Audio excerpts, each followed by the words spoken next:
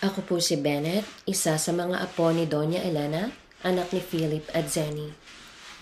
Hanggang ngayon, hindi pa rin po ako makapaniwala na wala na si nanay. Pero kung nandito siya ngayon, siguro sasabihin niya, "Huwag kang umiyak, magmeriendal ka muna." Ako po ay pinagpala dahil nakasama ko si nanay sa aking paglaki. Napakaswerte po naming mga apo kasi halos lahat po kami napalitan ng lampi ni nanay. Wala siyang reklamo kahit palipat-lipat siya sa Pasig, sa Cainta, sa San Juan.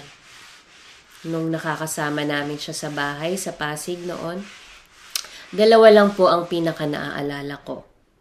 Una, ang kanyang walang kapagurang pananahi na halos lahat ng panyo, impanti, lahat yon may pangalan.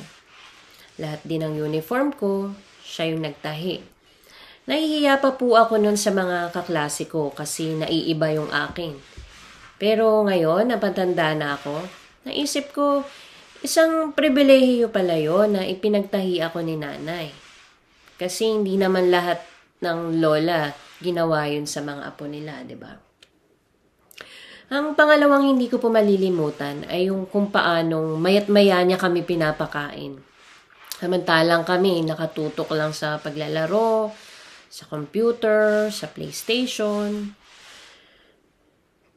Pero habang mas lumalaki kami, mas lubos kong nakilala si nanay. Isa siya sa may malaking impluensya sa aking buhay. Nanay and I shared a bond so deep that only the two of us could truly understand. Sobrang mahal na mahal ko po ang nanay namin. Napakasimpleng tao lang po niya. Wala siyang hilig sa mamahaling brands. Ang hilig niya, tatak Divisoria. Basta may bulsa, solved na siya.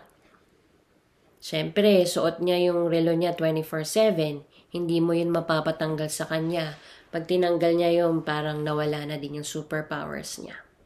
Alahas niya, rosaryo lang. Ang weakness niya, chocolates. Diamonds, wala siyang pake. Pero, bigyan mo siya ng chocolate para siyang nanalo sa loto. May isang bagay na hindi niya kayang pakawalan. Ang bag niya. Katabi niya yan matulog na parang security blanket. Binabantayan niya yung wallet niya, parang may gold bar sa loob. Ganon si nanay. At kahit kaya naman namin siyang dalhin sa ibang bansa, ayaw niya. Wala raw tatalo sa bahay niya sa Rivera. Doon daw, unlimited ang chismis at libre ang merienda. At syempre, yung money sign niya. Diba? Ganyan yun eh. Yung money sign niya, yun yung pangungulit niya sa mga anak, yung mga apo. Pero yung perang nakukuha niya, hindi naman para sa kanya yun. Hindi niya yung ginagastos para sa sarili. Yung pera na yun, ipinambibili niya ng pagkain para ipamudmud niya sa buong barangay. Kasi ang motto ni nanay, hindi ka magkakasakit kung busog ka. Tama si nanay. Kung naaalala niyo po, dumapo ang COVID-19 kay nanay. Isa sa mga symptoms ay kawalang gana kumain. At dahil sa panghihina niya, tuluyan siyang nadala sa ospital. Maski po sa huling sandali, dahil sa demensya, nakalimutan na rin niya kung paano kumain. Kaya pala paulit-ulit niya yan sinasabi. Yun na pala ang ikakawala ng nanay. Gustong gusto ko po umuwi, Nay. Kaso, sadyang mainipin ka. Inunahan mo pa akong dalawin dito eh. Ang nanay po namin ay walang bahid na ghost project. Hindi siya kailanman naging gahaman sa milyon-milyong piso. Para sa kanya, walang yaman na hihigit sa pag-ibig na buong puso niyang ipinadama sa amin. Kaya ngayong gabi, malinaw na malinaw kung gaano rin karami ang nagmamahal sa kanya. Saksi ang bawat matang luhaan, bawat pusong nandito. At kaya nanay, kung nasan ka man ngayon, makakapagpahinga ka na.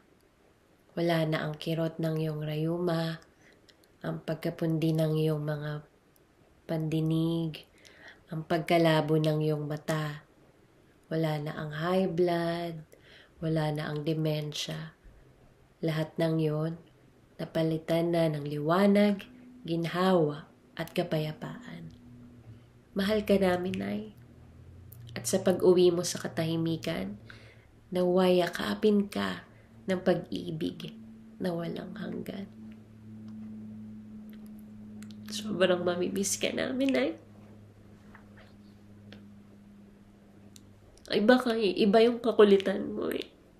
Iba yung harot mo. Iba ka. Mahal na mahal ka namin. Mahal na mahal kita.